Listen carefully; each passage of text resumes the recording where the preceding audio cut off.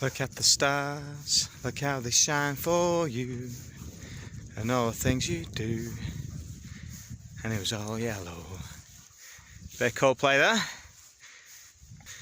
But yeah, no, those words, you know, inspired by the stars. And let me tell you what I saw last night. What I saw last night was just unbelievable. It was amazing. Before I tell you that, let me explain where I am. At the end of what looks like a runway here, but staying in that barn there, not that lovely house at the side. That's the people who own the barn. Me and the family staying in that barn for 4 nights. There's the wind power, powering our 2 kilowatts. 2 kilowatts of electricity, Marty, which is not a lot. Not 1.21 gigawatts. To go back to the future.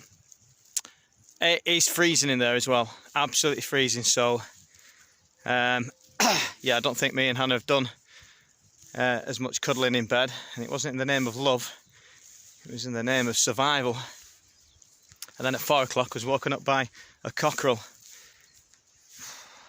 I don't think anyone's told that cockerel that the clocks have gone back, so I'll be off out to buy a double barrel shotgun this afternoon. I was woken up even earlier than that, 3 o'clock, by Leah, who needed a wee. So off we went to the toilet. Just is part of the building, but just have to go outside and round the corner to it. And anyway, when I came back in, I thought I'll just go from under the canopy out over that way with the dogs, let them have a little Jimmy Riddle. And I couldn't believe it, because when I looked up at the stars, it was just amazing. Never seen it so clear before. I thought I had. I thought Keswick was probably the clearest you're ever going to get to see it, but clearly you still get some light pollution from there. And I've heard people say, oh, you should go to the dark, deepest valleys of, you know, somewhere like Wales and just look up, because it is amazing. I thought, I've seen that at Keswick, but no, this was on another level. This was amazing. And yeah, I just really recommend anybody does that. And when, you know, I thought it was interesting, because we were talking about this in the staff room this week, and somebody was saying, you know, I can't believe that out of all those galaxies and planets out there, there's just ours is the only one that seems to have life on it. And I said, no, it's not unusual at all, really, when you think about it, because the stars were made for man.